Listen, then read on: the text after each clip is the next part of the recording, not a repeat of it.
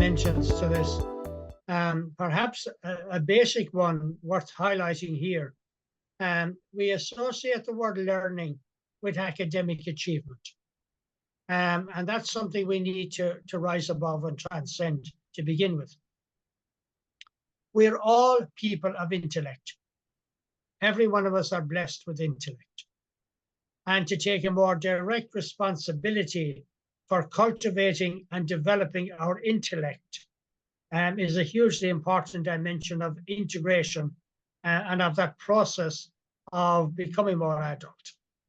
And of we ourselves taking more direct personal responsibilities for that, and not merely looking to some system to do it for us.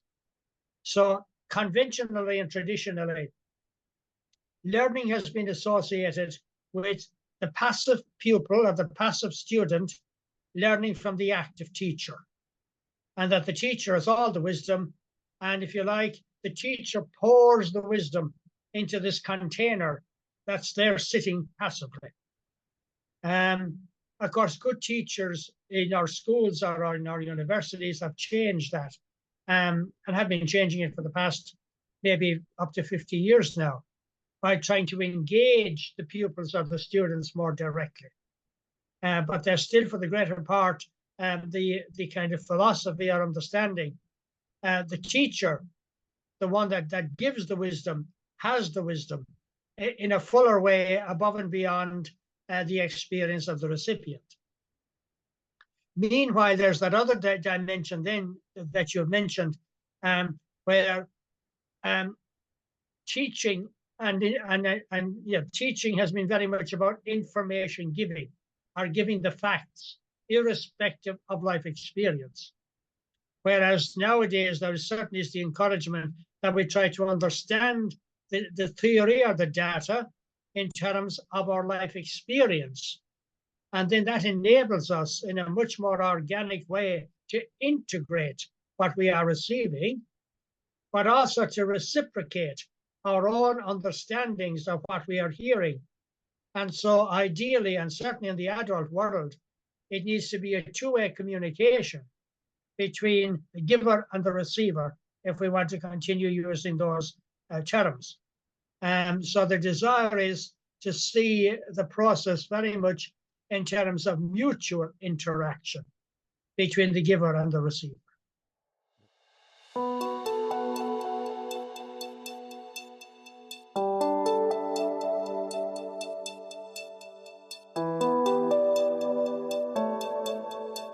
Yes, because you see, in many cases, and this is a perennial danger, I think, within the churches, within all the religions, once you begin talking about experience, it'll often be dismissed, or has been in the past, dismissed as solipsism, and that you're wrapped up in your own kind of feelings and emotions, and therefore you're not rational and objective on how you see things.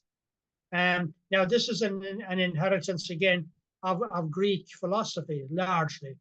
This capacity for rational thought and the power of reason, which, of course, as some of our hearers may know, Aristotle went on to say that men have that capacity fully and women don't have it at all. And that has left us with a very serious liability. Indeed, it's only in the past 50 years, and maybe even less than that in many countries, that women are seen to be included in the world of scientific research. You know, all the big names in scientific research are male. In fact, you find that in most fields of research. So, yeah, when we hear the word experience, it still rings negative bells for a lot of people in the academic world. I think particularly male scholars, because experience denotes connecting with your feelings, with your emotions, with your insights, with your intuitions, all of which are integral dimensions of our lives and do need to be embraced, included, and integrated into our learnings.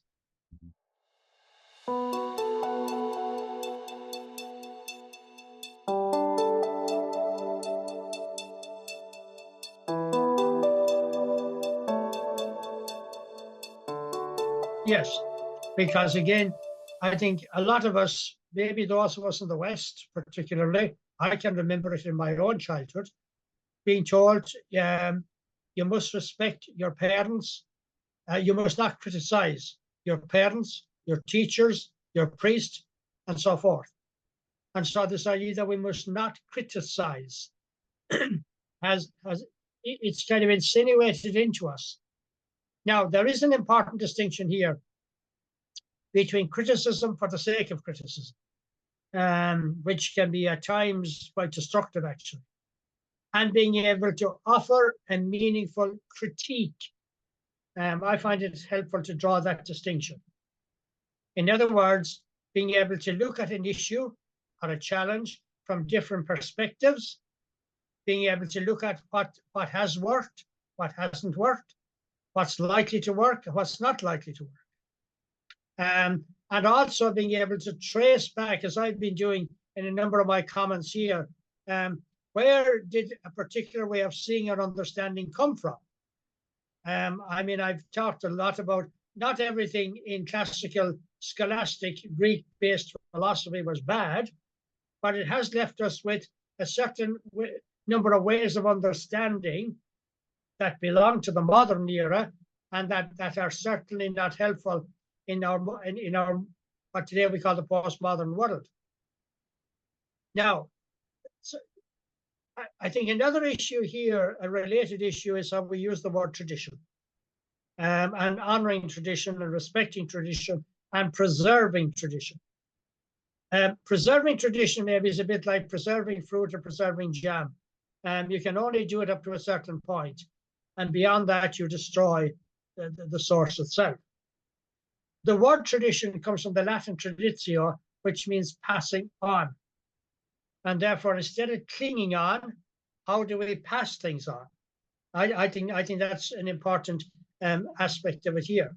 But when it comes then to experience, in the Christian context, for example, when we talk about tradition, we're normally talking about what's happening back in the apostolic era, or what's happening back in the developments that led through which the evangelists and others and the early church theologians are looking at that deposit of faith. Let me take the example of incarnation then, as a Christian concept, because that's very relevant, for example, to the Christmas season. So we associate that exclusively in mainline Christian theology with Jesus of Nazareth, the first and only time in which our God becomes incarnate. But if you look then at our long human story, which begins in Africa 7 million years ago, and if you hear that phrase from Paul, when God says yes, God means yes. And every catechism has always stated, God is fully at work in God's creation. Then our God was fully there in solidarity with us 7 million years ago when we first evolved in East Africa. Therefore, the theologians need to revisit that concept of incarnation. When they talk about the tradition of our theology and our faith, we can't merely trace it back to 2,000 years ago, to the person of Jesus. We also need to be able to trace it back to the 7 million year point in which our God was fully there in solidarity with us, incarnating in and through the human. So that's an example that I would give. How we make the connections and how we reconnect with our past requires a lot of rethinking.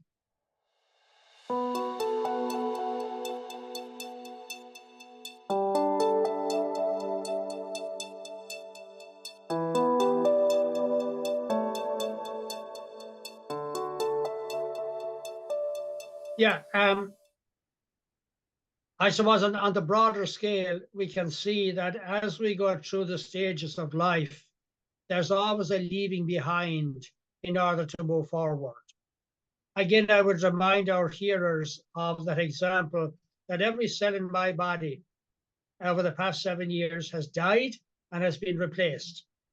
So that, you know, the whole notion of death and resurrection, which theologically we associate with Jesus of Nazareth, is forever happening around creation. and it's happening in our own bodies every day of our lives. Then there are some of those unexpected life experiences. For example, the young person that discovers they have cancer, and can become a real life crisis for people. Now, we use language there from the spiritual perspective of darkness, of pain and suffering, of shadow experiences in our lives, and so forth. And we can, and I suppose some people would react, how did I get this curse? Or what evil forces are out there working against me, if you like? And we can become very resentful. And that probably makes our pain even worse. Whereas if we try to listen to the experience and ask ourselves, what have we got to learn from it? Then we can be embracing the shadow to serve us more fully. There is a controversial Australian doctor called John Harrison, about which I don't know a great deal. Some people say he was kicked out of the medical profession. More people say he chose to leave it because he couldn't do within it what he wanted to do. And then wrote a book with a very paradoxical title. The book is still in print. Love your disease, it is keeping you healthy. Love your disease, it is keeping you healthy. Now that's real paradox. And the example he returns to time and time again in the book. Now he claims that basically every major illness that's around, we're giving it to ourselves in one shape or form. Maybe because of the pollution in the environment, the way we're treating nature, and so forth. And so he keeps asking the question, what are we learning from all that? What are we learning about ourselves? What are we learning about creation? But the example he comes back to time and time again in the book is this. You come down with a bad flu or a heavy cold, and you're in bed for 3 days. And then he has in large print, because your body needs to be in bed for 3 days. Love your disease, it is keeping you healthy. Listen to your illness. There's a psychotherapist, a one-time Franciscan monk called Thomas Moore, who uses a similar phrase, love your pathologies and learn from them. Now, the word pathology is usually, well, you know, you're a schizophrenic or you're manic depressive or something, and you need to go and get yourself sorted out. But he's saying instead of seeing it as an evil or as a deficiency or a badness, try and listen to it. What can you learn from it? What's it telling you about the wider pattern of your life? What changes in your lifestyle is it inviting you to make? So yeah, that's a big part, I think, of transformative learning.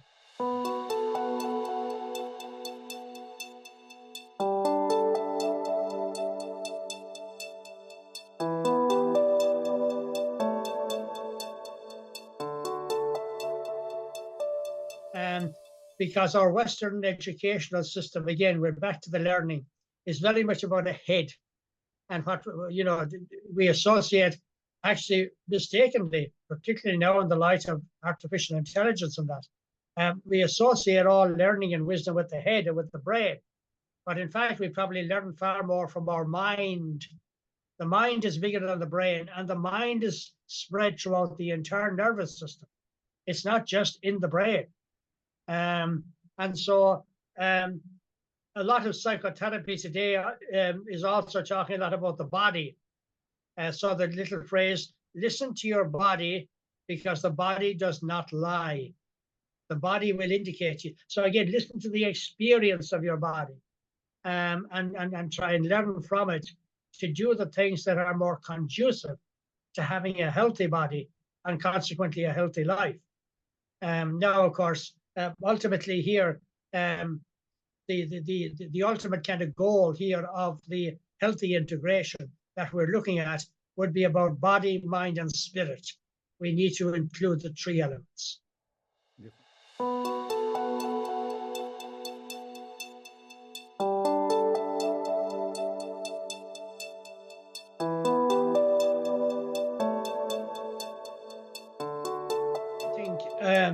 an important part, not maybe the whole part, but an important part of a response to that question is, can we embrace some of the learnings from the counseling world or the psychotherapy world and integrate them more into the wider experience and dimensions of our lives? So, for instance, in the counseling world, we talk about a safe space. I mean, it's sad to think that a lot of people don't feel safe enough to be able to divulge and to talk and to share, and that we have to look out for particular places and situations to have a safe space. So how do we make our world at that realm of sharing experiences more safe so that people can genuinely begin to unload and reveal and communicate and so forth? The second strategy, which also from the counseling world, and I hope some of the listeners that will have had this experience, when we're in a safe space and we're allowed and even invited to tell our story, warts and all, and we know at the end of that experience that the story has been heard, and it has been heard by the deep, attentive listening of the counselor, of the therapist. There's something incredibly liberating about that. When you know your story is being held without any judgments. Yeah, that's and in that process, if one knows that the story is being held, there's a high probability that there's conscious stuff and subconscious stuff, and everything is coming out in one shape or form. It's coming out to the degree that it needs to come out, and therefore there's also very powerful connections thing going on there between counselor and therapist, which in the counseling world we talk about the transference and so forth. So there are learnings, I think, from that internal world of counseling and therapy that we need to try and bring into the wider realms of life. How, when, and where that can be done obviously will depend differently on different circumstances. Here in my home country of Ireland, there's a Japanese IT facility here in Ireland, and they have an interesting custom that every Monday morning, when people come into work for the first 2 hours, there's cheese and wine. Now, cheese and wine is something we associate with people celebrating. There's cheese and wine, and people are milling around informally. So that's for the first hour. Then the second hour is where the managers of the factory and the business sit with the workers. They talk about how things are going on in the company. They talk about plans they have and so forth. But in the first hour, when the wine and cheese is being shared, the managers are milling around among the ordinary workers and basically checking out how you're feeling, how are things at home, and so forth. That factory has the highest rate of employment in Ireland for over 30 years. They have scarcely never anybody out sick. And the relationships and the productivity are of a very high quality. Because there's that kind of intimate, respectful process. And it's only 2 hours in the whole week. But it makes such a huge difference. So that's where some of those processes of what we might call the internal forum are being integrated into a workplace. And if more of that could be happening in our world, not merely would we have a lot more happy people around, but we would have an awful lot of transformative learning going on in very spontaneous, natural ways.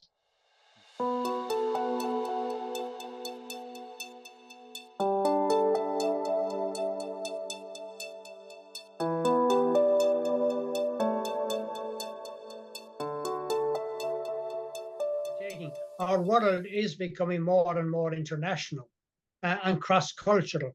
And even in ordinary workplaces, even in a small little island like my home country of Ireland, we have huge cultural and international diversity now in the country that we didn't have, say, 30 years ago. And so in our schools, we can have in a class of 30 pupils, we could have anything up to 20 different nationalities. In our workplaces, we have huge international diversity. And so, yes, it's about acknowledging that, acknowledging it as a gift and not as a threat, and then providing forums, or what we call safe spaces, where that can be more formally acknowledged and attended to. And also, and then, of course, having the skills when divergences or differences arise, and that they're not just driven under the carpet, but they're talked to, and people are invited to talk about them and to learn from, but what went wrong here? How do we avoid that in future? Or if it's to arise in future, how do we deal with it in a more adult way? And these are skills, whether it's from education or workplaces, that then can become important in our own life relationships as well. In the case of seminarians, how we deal pastorally with people, or in interpersonal relationships at various levels for the population generally.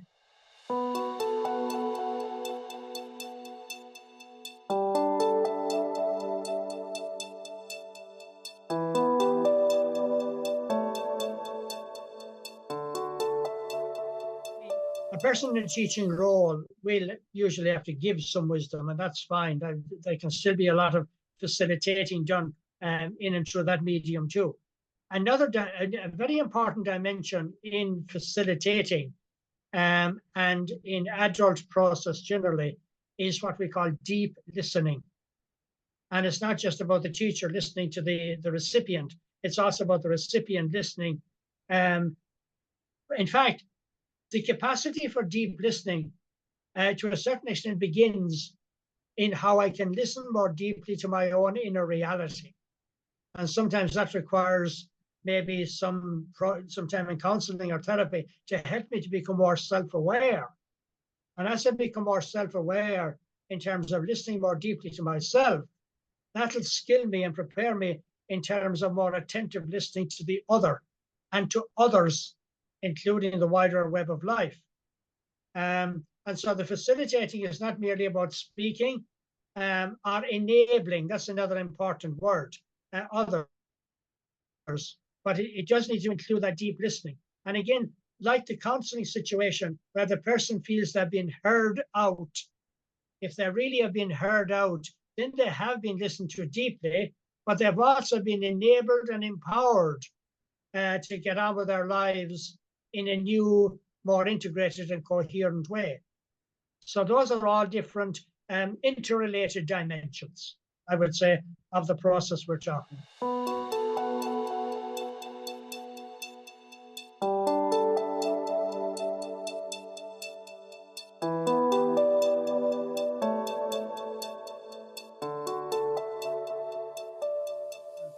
Yeah, you're describing there the process of integration, among other things. And you are, to a certain extent, highlighting the importance of the inner work. Now, the inner work is kind of quite subtle too, in this sense that, you know, we can find ourselves at times encouraging or advising people to go and have therapy or go and have counseling. But actually, counseling and therapy requires a certain level of self-awareness before we even go into it. It's not everybody that can benefit from counseling or even from spiritual accompaniment. There has to be a certain kind of readiness there. And maybe we can all help towards that readiness with our ordinary daily conversations, our respect for listening to the other, and so forth. So that readiness then stands a better chance of being there when we enter more formally into a counseling or psychotherapeutic process.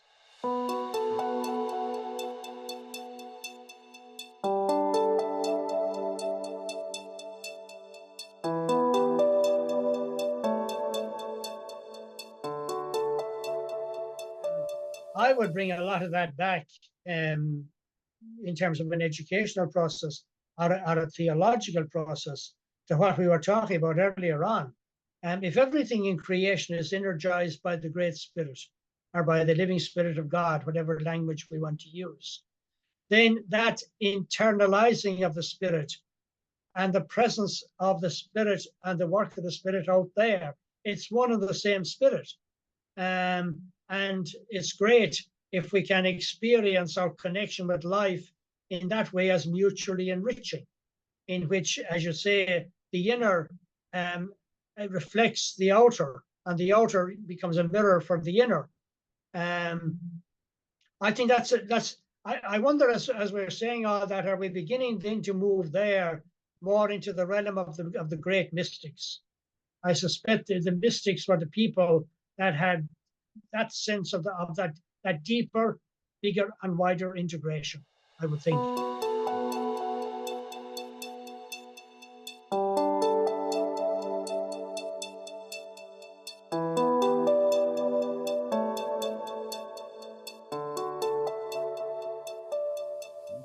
It is, yes. I would supplement that, however, with the evolutionary sense of movement.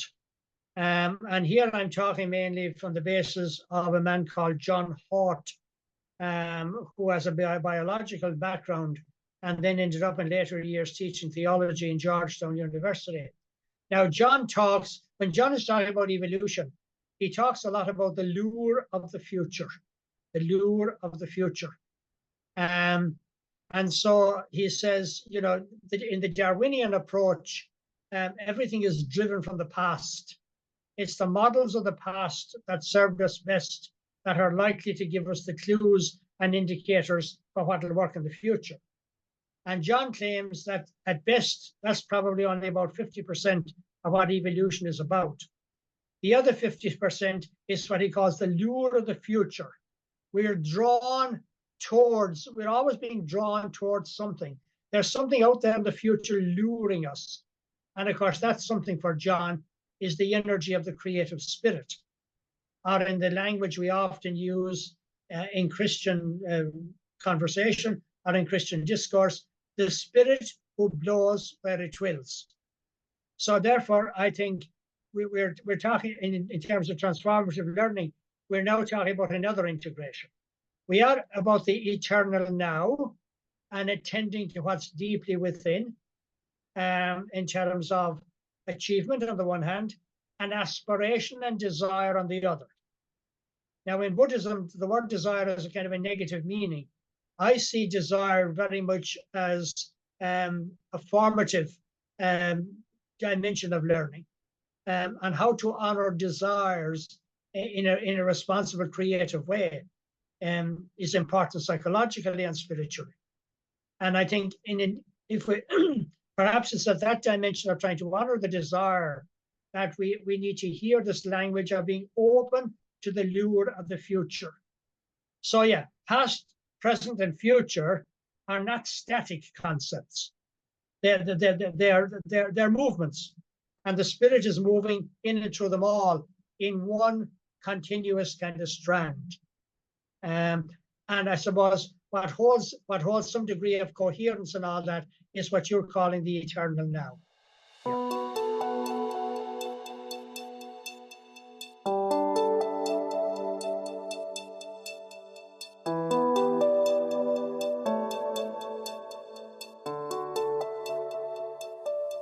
Okay, so firstly, maybe for the sake of the hearers, I need to just talk a bit about that word archetype.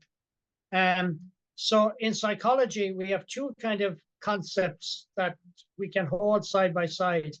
We have the instinct, and we have what's known as the archetype. The archetype means the deep value. Now, a very simple example to illustrate what we're talking about here is the realm of human sexuality. So the drive to procreate and the desire to procreate is what we can call the instinct. It's not just about instinct, but that's the language that's often used in relation to it, and particularly coming from Freudian psychology. So that evolutionary push to procreate and leave more of our own species around, which of course some biologists like Richard Dawkins would say is what the whole creation is about. So the Jungian perspective then, because the language of archetypes and the meaning of archetypes is very much based on the psychology of Jung. is that sexual intercourse, or sexual intimacy, let me call it, is also about a desire for bonding and a capacity for bonding that enriches our lives deeply and gives greater integrity and meaning to our lives, with or without procreation. So that desire for bonding is the archetype. The push or the movement towards biological procreation is the instinct. Now, we need both, and both should be seen as complementary. However, in our world generally, which is very much programmed about achievement and so forth, very often it's instinctual drives that drives everything. And often the archetypal dimensions are not honored. Another example that I heard somebody give many years ago, in youngsters in a boarding school are well known to eat an awful lot more food than they would at home in their families. So the excessive eating of food is trying to make up for the lack of that intimacy of the home. That's the archetype. So eating the food because I'm hungry, if you like, is the instinct. So archetype and instinct need to be held side by side. The neglected one is often the archetype. The archetype is about the deeper values. And at the end of the day, we're creatures of value, and we live out of values.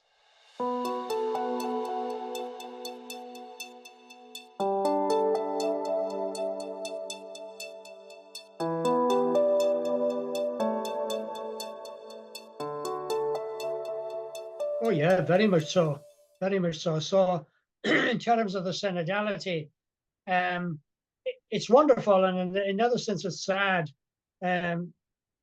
All the reports coming out of the Synod highlighted the fact that they were using round tables, and that at those round tables, everybody was an equal participant.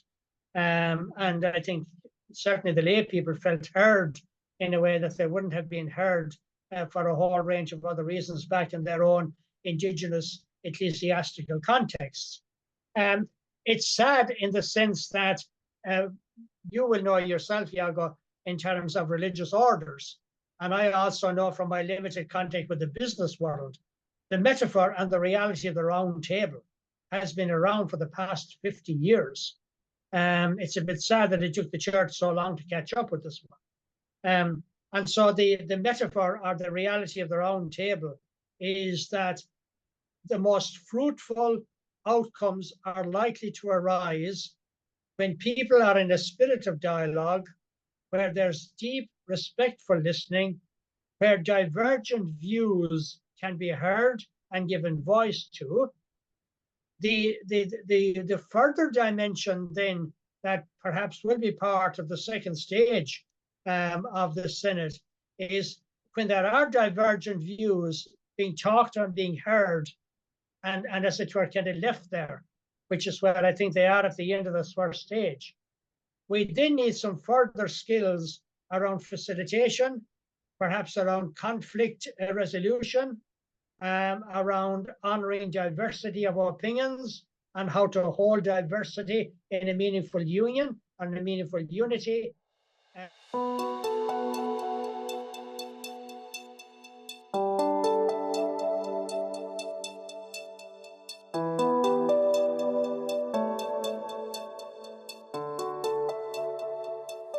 Yeah, and those are a lot of the key questions. And the thing about those questions, of course, is that it's not merely about doing them within the churches or within the religions, which we do need to do. It's probably more important nowadays and more urgent that we begin doing them in the wider realms of life. So, for instance, just 2 weeks ago, we had the COP conference in Saudi Arabia. It's becoming very, very clear that if we are to address in a more responsible way the climate emergency that's now confronting us, we need people from a range of different disciplines to be able to sit down at tables of dialogue and begin looking more closely at what these challenges are. And we also all need kind of more discerning hearts here. So, for instance, there's this big move in the Western world towards electric cars. as a way of avoiding using fossil fuels. But very few people, apart from some perceptive discernment ecologists, are raising the question that currently these electric cars are being run on lithium batteries. And to produce the batteries is extremely destructive to the environment. And also, when the batteries run their course, to dispose of them, we don't have any real way of doing that yet without damaging the environment even further. So that's just one paradoxical example where we need a range of different wisdoms and where we need to be careful not to jump for kind of quick solutions. Get everybody to buy electric cars, and then we want them to be drawing so much on fossil fuels. But meanwhile, we are adopting a method that's far from ideal, with some very serious reservations around it. So, yeah, we could draw parallels there also with the world of economics, with the world of AI, artificial intelligence, which is now becoming a big one. I think critical questions there are in whose hands will be the power and what will be the ethics or the morality that they'll be using. I just read very recently that thus far, the ethics and morality around artificial intelligence is largely in the hands of the leading voices in that particular field. Whereas, you know, as this phenomenon becomes more widespread, which it will, governments will have to start taking responsibility around ethics and morality. And all of us as citizens, in voting for our parliamentarians, will need to keep that in mind. So it's, yeah, there are big questions for those of us within the church in terms of ecclesiastical contexts. I, as a social scientist, also want to keep an eye on the wider issues because the Spirit works across the entire web of life. And therefore, to keep highlighting alternative questions, which I think the wise Spirit would want us to do, is something that we need to keep at right across the spectrum of life. Yes, and I mean, in a sense, the world of AI is just, and we haven't even really begun to look yet. So as some of these machines become highly intelligent in themselves and can help to promote learning and wisdom and so forth, in what way might these machines also be a voice of the Spirit? In other words, is the creative Spirit of God in terms of the evolutionary emergence of our time, using technology as a way of forwarding spiritual insight, as a way of forwarding theological wisdom? And I suspect it is. But we, you know, from a religious perspective, from a theological perspective, nobody is looking at that yet. And with the speed with which all this is happening, we really do need to have people looking at it.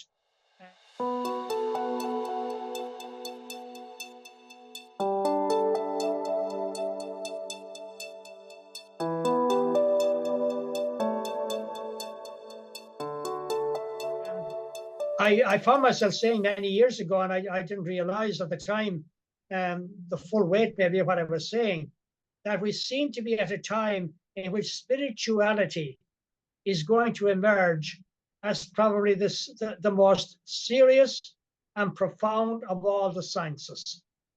Because I think spirituality carries that capacity of being able to hold divergent views and divergent insights from a range of other disciplines. And the more we can bring those insights together to the advantage of people, but also to the advantage of all life forms, then I think that will be, and that is, the desire and the will of God's Holy Spirit for all of us. Mm.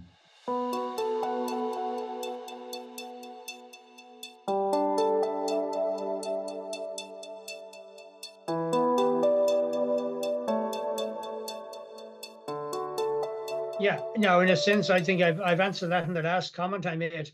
Yeah, it's so, well, I suppose, firstly, we need to get more people building the bridge across the dualistic splits of the past. because those dualistic splits are still around, unfortunately, very strongly. There's no way we can do any kind of integration while we're still in a world, in a church, in a religious culture that's overly connected, or over, in some cases, addicted to dualistic splitting, or all the time thinking in terms of binary opposites. Then secondly, you know, again, for about the past 30, 40, maybe 50 years, universities have been talking about multidisciplinary learning or interdisciplinary learning.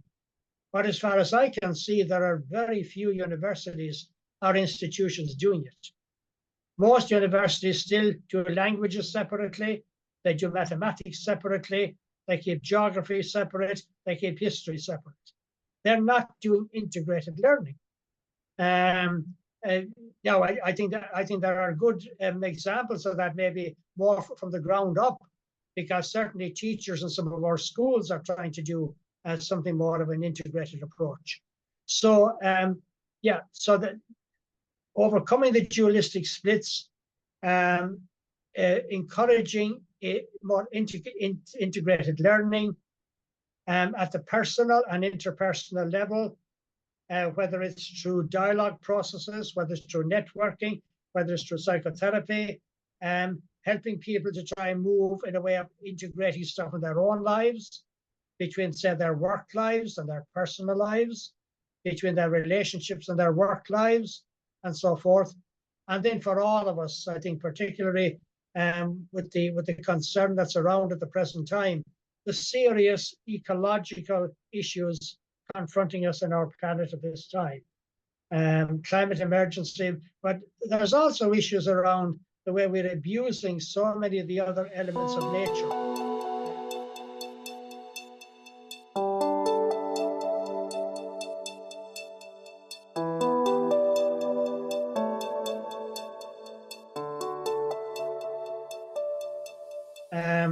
You know, after all the intensive concerns around COVID-19, we have ended up without yet addressing the cause of that virus. That's a lack of integration in a big way. We totally ignored, or largely ignored, the cause. And that leaves us in a very vulnerable situation as a species. It could be a matter of time until we have a far worse pandemic, because all the major pandemics of the past 50 years can be traced back to similar sources: abuse of other life forms on our planet. So that highlights the kind of global scale of the integration waiting to be done.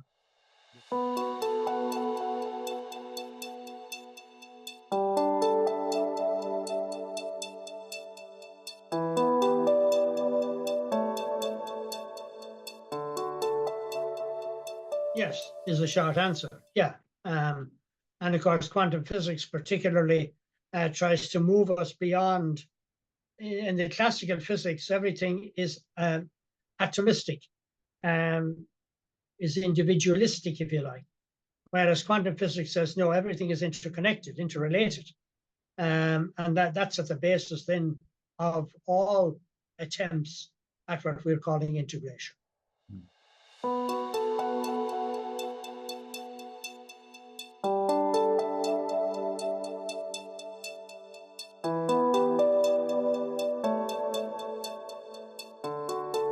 Well, I would keep it fairly simple and brief here. You know, Paul's notion, we are the body of Christ on earth today. And then that lovely quotation from Teresa of Avila, which goes something along these lines: God has no hands but our hands, no mind but our mind, no body but our bodies. And therefore, the need to move away from this notion of an interventionist God. Now, as I say that, I want to try and be respectful. There are thousands, probably millions of people at the present moment in Gaza and in other troubled parts of our world, desperately beseeching God to intervene and sort out the mess that humans don't seem to be able to sort out. So I can understand why people are doing it, particularly in some of these awful situations. But I think in a bigger picture and in a more long-term missionary endeavor or evangelization, we need to acknowledge the fact that the primary main intervention is made. God in Jesus leaves us the blueprint. The blueprint is the new reign of God in the Gospels. It's up to us to get on with it. It's now our responsibility.